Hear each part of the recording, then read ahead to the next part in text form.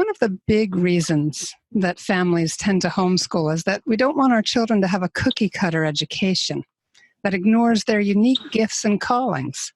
But do we try to school our sons the same way we school our daughters? Today's guest, homeschooling mother of 11, Jane Ann Bonbrake, is here to share some great ideas about homeschooling boys. Welcome to Homeschooling Saints, the podcast that helps you create the homeschool you love for the people you love. Our host is Lisa Mladinich, a Catholic life coach, TV host, best-selling author, and an instructor at Homeschool Connections. Before we get started, remember to subscribe to this podcast so you never miss an episode. And if you're watching on YouTube, click the bell to join our channel. Thanks for joining us. I'm Lisa Mladinich, and today we're discussing how to homeschool your boys with Jane Ann Bonbrake, who has been married for 26 years and has homeschooled for 25 years. She has 11 children, ages 25, 23, 22, 21, 17, 16, 15, 12, 10, 9, and 7. She's a speaker with Wow Mom, which is run by Ellen Mongan, and Jane blogs at dimeadozenmom.com. She is currently part-time homeschooling her 16 and 17-year-old boys, and at this point, her 5 girls are enrolled in Catholic schools. Welcome, Jane. Thanks so much for making time today. We appreciate it. Thank you for having me. I really appreciate it.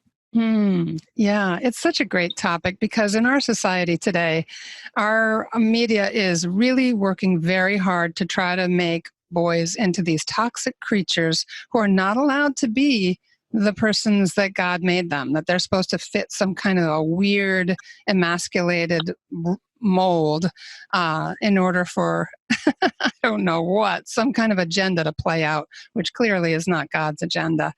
Tell us a little bit about the differences between homeschooling boys and girls. What are you noticing in your own family life? Well, like you said, the media is really trying to distort, or it's really an agenda. It's the enemy trying to distort our boys from becoming men. Okay. And so the differences are that as we raise these boys to become men, is that we have to make them aware of exactly what's going on. Like even, and I'm kind of not giving the difference exactly right now, but because our 5 boys are back to back. When I mean back to back, they're really back to back. And that's a lot of testosterone, let me just say. So anyway, and they're all men. I mean, they're 16, 17-year-old are still here at the house. But anyway, so the differences are that God made us in his image, and he made us male and female. And so it really is, at this point, homeschooling them to distinguish those roles. And men and boys are coming into men.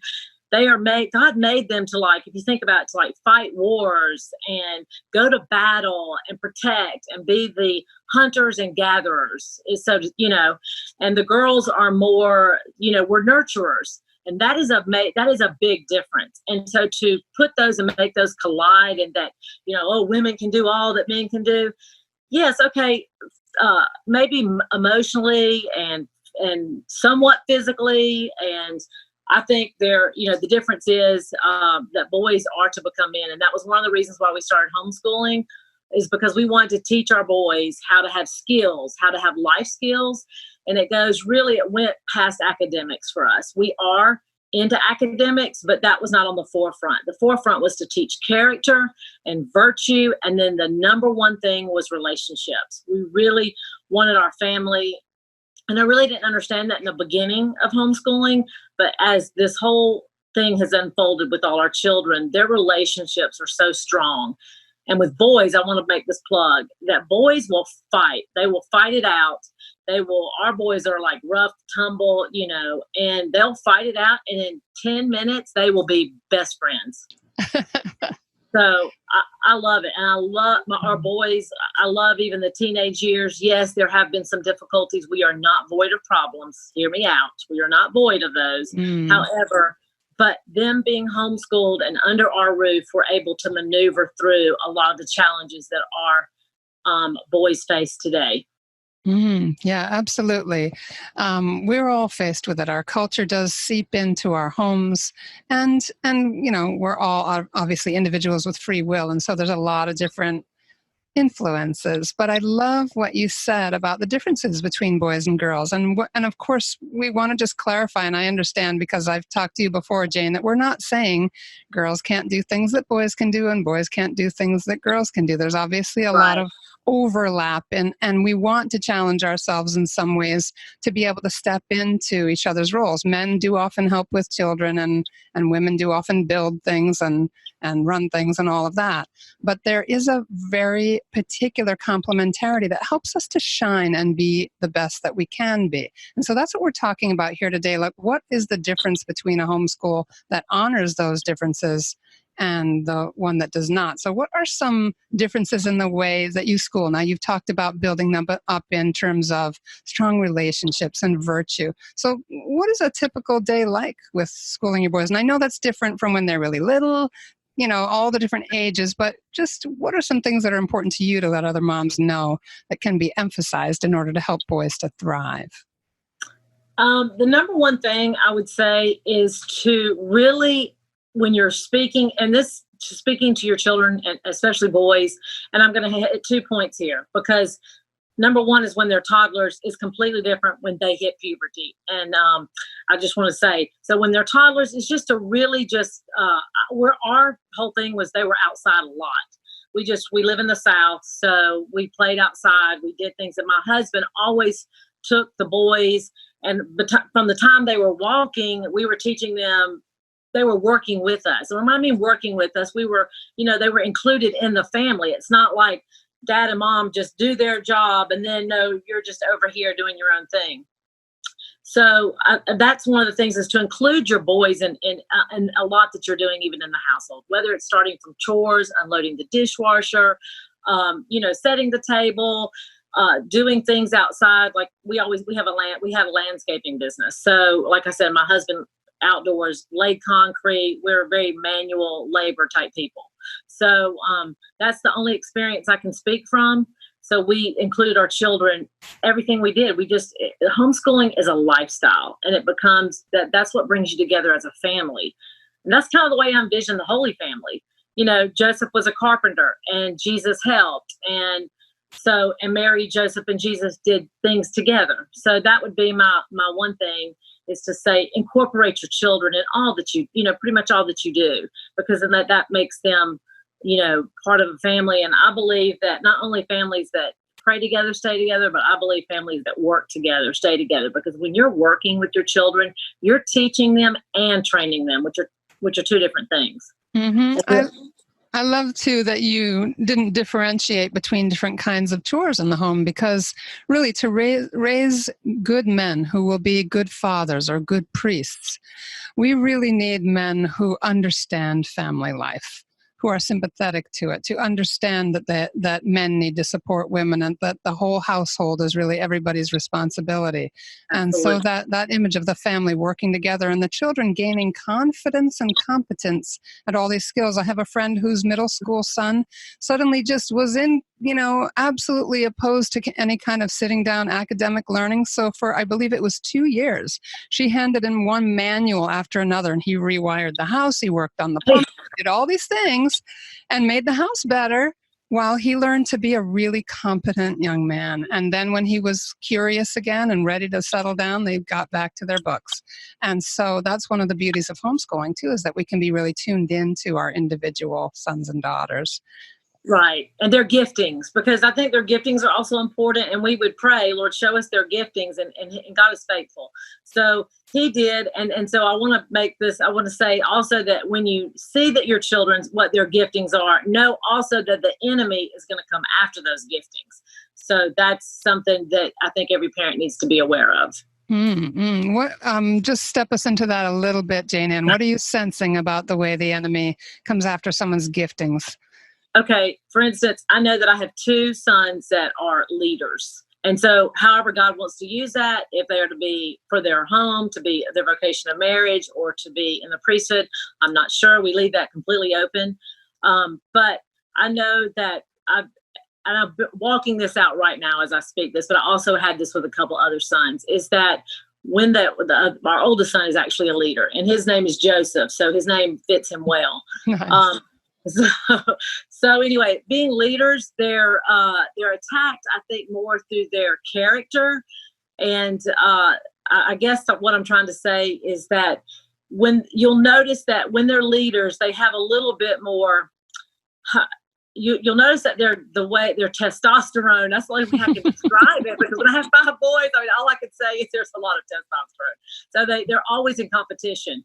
But when they're leaders, that you can tell, like even with our oldest, he would always take the younger ones and begin to train them on doing things like with the landscaping. So he would train them on doing things like with the mowers and the weed eaters, and he would train them actually how to do the job. So when my husband trained them, and I'm getting off the subject, but I'm leading up to something.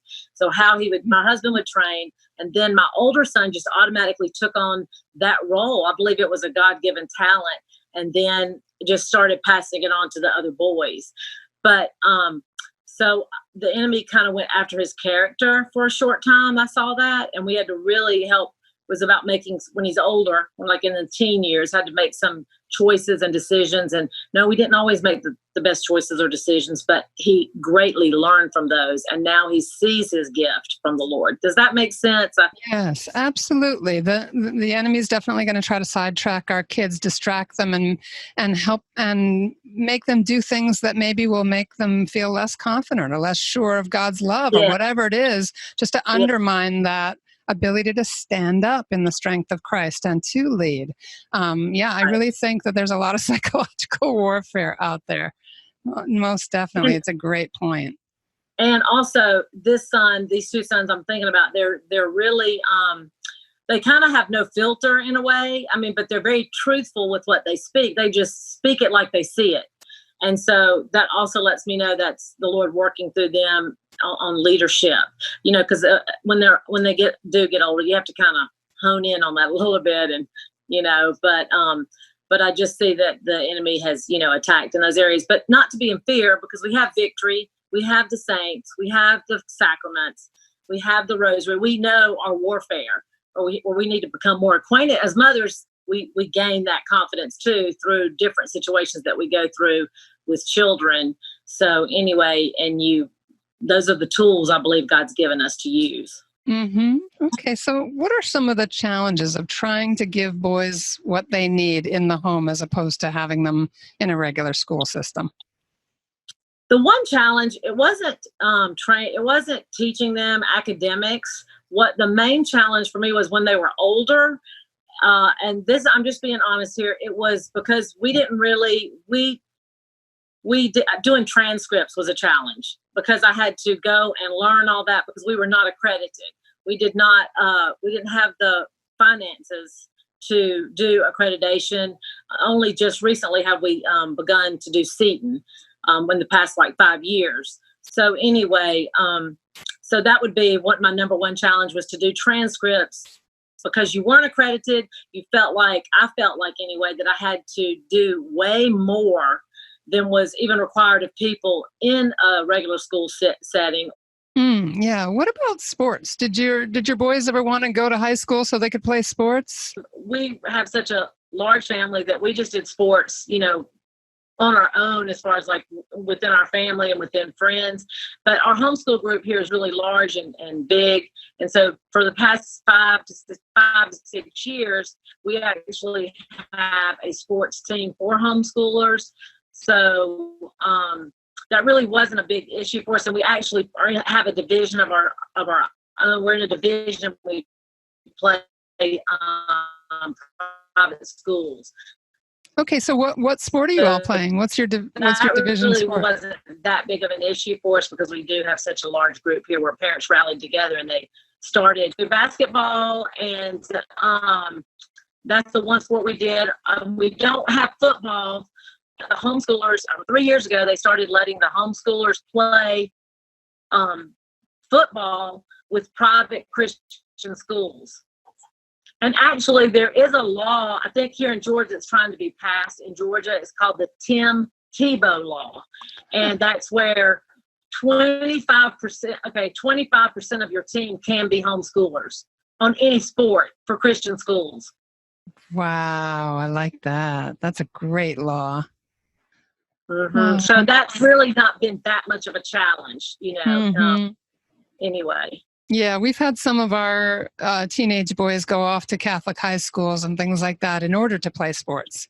Right. And others have been able to get involved in community sports, depending on their age, because there are certainly community teams as well, which are not Right. associated with a specific school, which is really nice.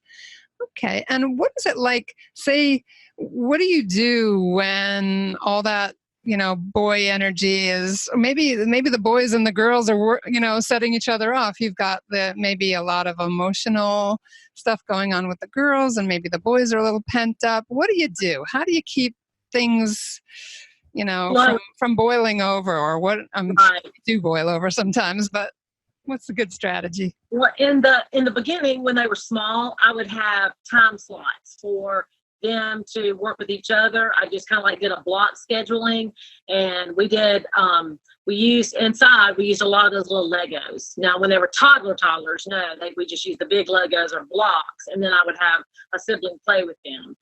But we used like little Legos, because our boys would they would build literally for hours with those. So we did those and blocks. And then our boys, a lot, I would send them outside. We had a trampoline, and we're very outdoorsy people. So we were just outside a lot with the boys. And we just did any sports, like throwing balls, basketball, shooting hoops, things like that. And then also we kept them busy, just because my husband was working for himself at the time. And so really my husband spent a lot of time with the boys. I know people don't necessarily have that luxury right now, and I don't have that luxury right now because we work for a company. But in the get-go, in the beginning years, that's kind of the way it was. Or even his schedule would allow for him to work in the evenings. And the boys spend a lot of time with my husband. Like I said, we just did things as a family. So that's my answer to that, because we just always were doing things as a family.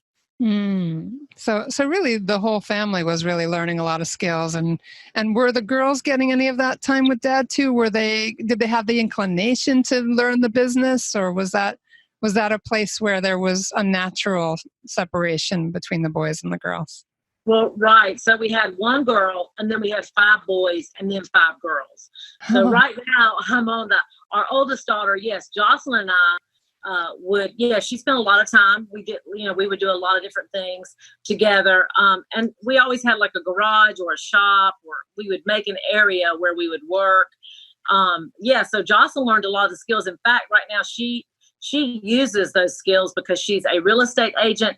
Plus, they some Airbnbs, and she's starting her and her husband is starting a venue place. So she is so handy with her hands. I mean, she makes and redoes furniture. And so all the things, I mean, I look at her and I'm like, okay, are you a child?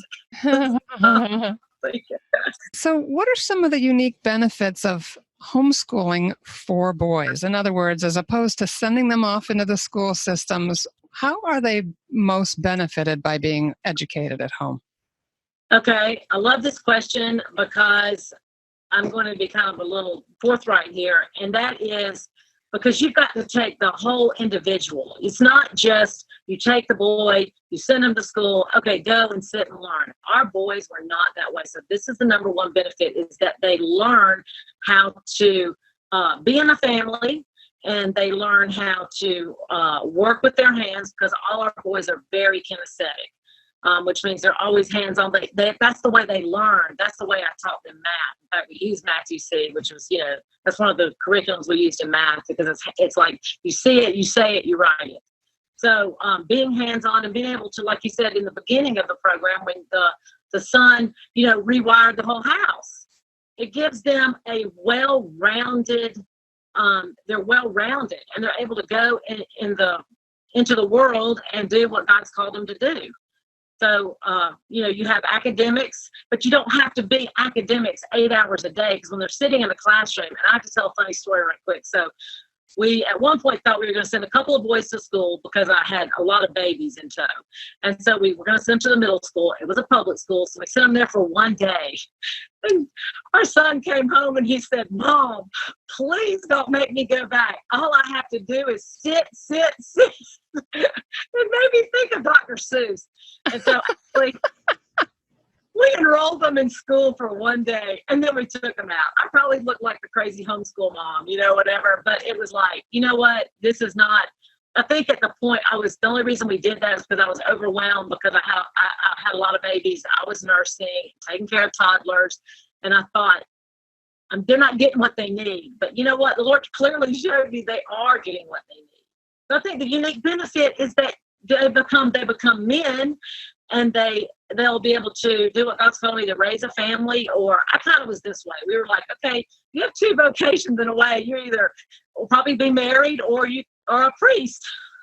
When they were little, I would say some little things like that. So, we wanted to give them skills to be able to raise a family and to do what God's called them to do. Mm. So that's one of the benefits. You get more well-rounded, I believe. Mm-hmm. Yeah. So they're in the context of the family. They're learning virtue and cooperation, and they're growing in sympathy for the roles of both parents. They're really seeing how families work. So if you can see that they would be great shepherds later on as priests, understanding family life and the needs of families, and then as fathers and leaders as well. Talk about some of the ways you're seeing your boys growing up into the men they're called to be. And I know you have a really particularly interesting story about your boys that I'd love to hear. Right. Okay. So when I said they develop relationships, and another thing too is in the family, they also learn our boys can relate with elderly people, their peers, and they can relate with little children. I do stand amazed at how we have a couple of boys that they're dating, and their girlfriends are just amazed at how well they relate, because we still have little ones, and how well they relate with the children. They love seeing that. But yeah, so on the relationships, our son, it's been 3 years ago, three and a half years ago, he was on a job, and he was doing tree work at the time, but he was working for a company. And he was up on a lift, a lift where it's, a metal like a cherry picker sort of thing? Yeah. It's somewhat like that. Yeah. So he was up and he was doing a job, and he was taking down some limbs off a tree. And all the electricity actually was supposed to be turned off. But he got up in the lift, and he was throwing up a strap that had a metal piece on the end. And when he was trying to grab the limb to bring it down, and when he did, he was so close to a power line that it pulled his hand up to 8,000 volts. And let me go. Okay, so my other son had come on the job right at the time he was going up. And Jordan is Joseph and Jordan. So he said, "Hey man, can I go up there with you?" And Joseph said, "Yeah." So when they get up there, he throws the strap, and Jordan didn't see it because he had turned around, because they were 25 feet in the air on this lift. And he turned around, and when he threw the strap, his hand, the electricity pulled his hand up to the top of on the wire. So it's 8,000 volts. And Jordan just was turned around, because it's a little bitty spot. And he said, "Hey, Joseph, do you got it?" And he didn't hear him. So he turned around, and he said it was just Joseph was being electrocuted. And so he grabbed his brother, and Jordan is strong but smaller, and Joseph is bigger, more bulkier. And so he grabbed Joseph, and when he did, the electricity went through Jordan. Typically somebody would die like that. So he grabbed his brother, and he tried to pull him off the wire, and he could not get him off the wire. And so he said to himself, "Man," he said, "either you're coming down or I'm going home with you." I mean, like going home to be with the Lord. So he said the volts went through him, and it threw him back, but they were in a confined space, because remember, they're up 25 feet in the air, and they're in that they're on a metal, little like container. A bucket. Yeah. A bucket. Yeah. So what he did is he said the volts flew through him, and he said he's never felt anything like it. And then I believe his ministering angels and the Lord and our Blessed Mother, saints, they pulled him back up. He got up and he just jumped up onto the ledge of the bucket and put his feet up there to use his leverage. And he said, either you're coming off that line or I'm going home with you. And he pulled him until he actually got him off the line. And when he did, my son was not breathing. He had technically died. And so Jordan got the bucket down, got him, pulled him out of the bucket and just started doing CPR on him, started pumping his chest. And probably about 2 minutes into pumping his chest, Joseph regained it, just like took a deep breath and came back to life. And Joseph actually will tell you that his experience was that he was going toward an entire great bright light. So he technically died. And then by that time, there was another man on the job and he called the ambulance. And so, but Joseph, it was just all the Lord. It was just the goodness of God. It was just his faithfulness. He has a plan for these boys. But you're talking about relationships. That is one son saving another son's life. And talking about training, Jordan did the CPR. He knew how to do the CPR because he had a job previously with my dad's company, actually, where he had to take classes to do CPR and learn that. And that came back so quickly to him. And he pumped his chest and then he said after about 2 minutes of doing that, he went, and he drew a breath and he came back. Thanks be to God. Just as a mother and a person of faith, it must just be a terrifying thing to have had your children go through, but an amazing moment because we all wonder, don't we, in a crisis, how will we react? Will we be able to respond? And there are these two young men that are so bonded to each other that one is willing to give his life for the other. Yes. I would say you've raised some good men there. Well, thank you. I appreciate it. And it's taken two. It's taken me and my husband, and I have to say the Holy Family, and just prayer. But it's parenting is it's a marathon. It is not a sprint. Mm-hmm. Right. And so if we had to pull together just a few parting thoughts, we've talked about relationships and developing virtue and life skills. What would you like the takeaway to be for moms who are maybe struggling with raising boys? Just really learn about how boys operate and think. I have read a book called Raising Up Boys by Dr. James Dobson. It's not Catholic, but that's one of my go-to books because he really does a great job explaining how boys turn into and how they hit puberty and then when they begin to walk through that and become men. And he really has the science behind all of it. And it's really a great, just a book to pick up and just grab some nuggets for yourself, because I think we really have to learn, because in our society, because we're inundated with like you said, media, TV, and even if you just are on TV for 2 seconds, the commercials they have coming against our men, how the women or the wives make their husbands look stupid. And it's sad. It saddens me. It really grieves me. But anyway, so that would be my takeaway, is to learn how your boys think, learn how God made them, and then look at how God, pray, ask the Lord, because he is faithful. You ask not because you have not. I continue seeking and asking and learning. That would be my takeaway. Great. Well, absolutely wonderful. At this time when boys are so under attack, where somehow they're made to be the scapegoats for everything, what a wonderful thing in our homeschools to be able to provide an environment where our boys can thrive as boys.